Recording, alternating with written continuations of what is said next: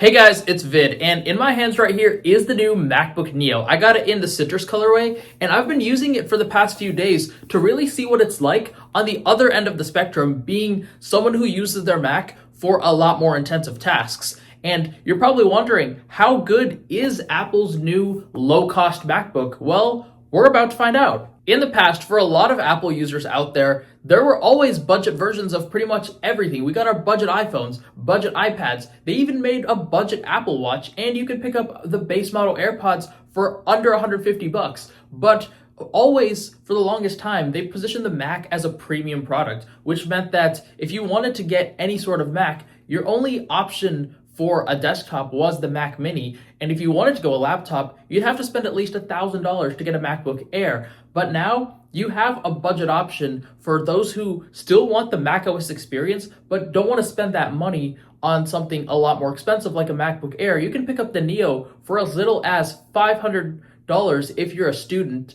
and $600 for regular customers. Unboxings are always the best part about buying an Apple product. Flipping it over, there's two easy open pull tabs on the bottom, just like every other Apple product. And when we lift up the box for the first time, we're greeted by our MacBook right up top. I got the citrus colorway, and it's protected by this paper wrap, and Apple's attention to detail is next to none. They even put the hello text at the bottom where you pull off this paper. And putting that aside, we also got some documentation and our charging cable and our power brick. I don't think I'm going to use these because I have a lot of power bricks at home, but yeah, that's it for the unboxing.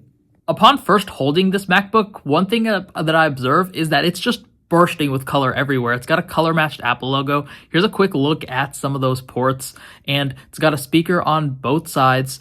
Now flipping it over, even the feet are color-matched, and opening it up, even the keyboard is color matched. I mean, Apple's attention to detail is next to none. Starting off with the design, this laptop feels incredibly premium. In fact, it doesn't feel like a budget device. It feels just as premium as a more high-end MacBook. It's got an aluminum unibody enclosure. The display is glass. It's got this new multi-touch trackpad. Although it's not as nice as the Force Touch trackpad on the more premium MacBooks, it still feels very Apple-like. And the keyboard is the same great Magic keyboard that you'll find on the other MacBooks, and it has a great typing experience, unlike the previous butterfly keyboards of the past. Now, a lot of people were kind of concerned that Apple would cut too many corners when creating a budget laptop. And yes, there are some things that the more premium MacBooks have that this MacBook doesn't have, but for most users, it still is incredibly premium and really nice to use. In terms of display quality, I wouldn't say that this is particularly amazing, but it's not bad either. There are a lot of laptops nowadays with 4K displays and OLED displays, and this one doesn't even have wide color gamut like a lot of the other Macs do. However, it's still not a bad display, and you're honestly not going to be disappointed by it. One of the most limiting things about this laptop is the connectivity, as there's only two USB-C ports. However, only one of them has USB 3 speeds, while the other one still has USB 2 speeds, which basically gives you only one usable port, as your USB 2 port is basically your default charging port. I don't really see this as an issue for a lot of people, especially since you can just go on Amazon and buy one of those extenders that has multiple ports on them. The speakers are also really good. Take a listen for yourself.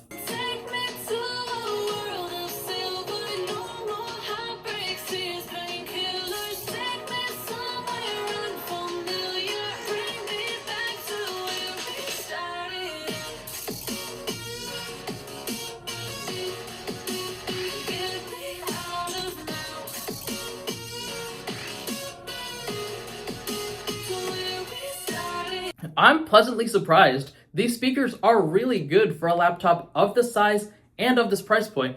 In the past, Apple has always been regarded for having the best speakers when it comes to laptop speakers, and they continue to set the bar for what laptop speakers should be like. And even when making a budget laptop like the MacBook Neo, I'm glad that they're still prioritizing putting good sounding speakers, and this is one area that they did not cheap out on, which is going to make a lot of users who are buying this thing really happy. Battery life was another area that I found it really good at, as I was able to get a full day out of it. However, your mileage is definitely going to vary.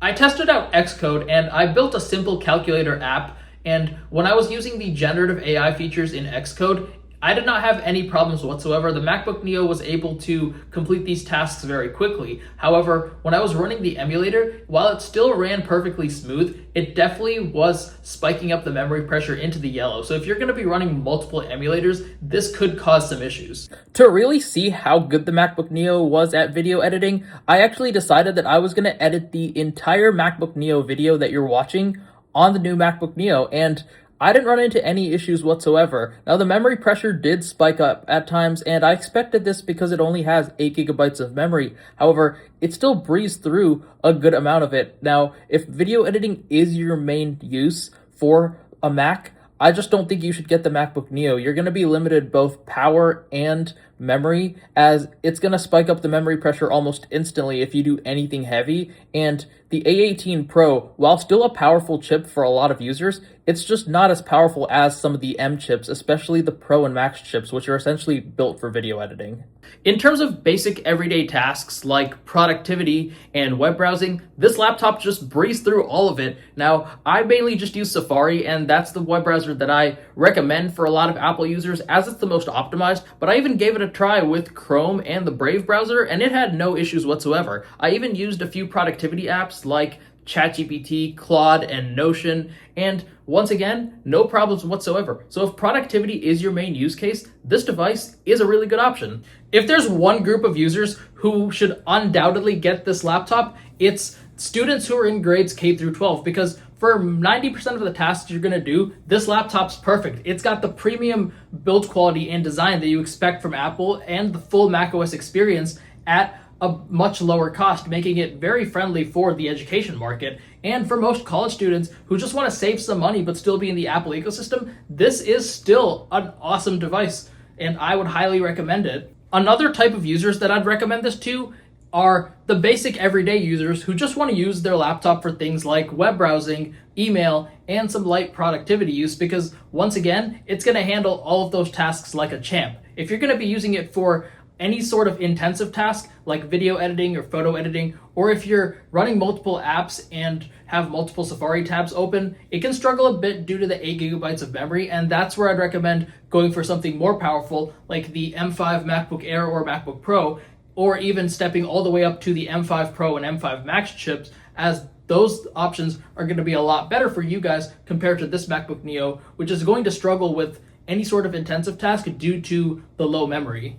Overall, Apple just shocked the PC world once again. For $600, you can't get better than this when it comes to brand new laptops, as this provides an incredibly premium design and experience for an affordable price point. Hopefully, I was able to help you guys decide whether you should or should not go for the new MacBook Neo. If you guys like this video and you want to see more content in the future, be sure to hit that like button and subscribe to the channel. That's all I got for you guys today. I'll see you guys next time. Peace.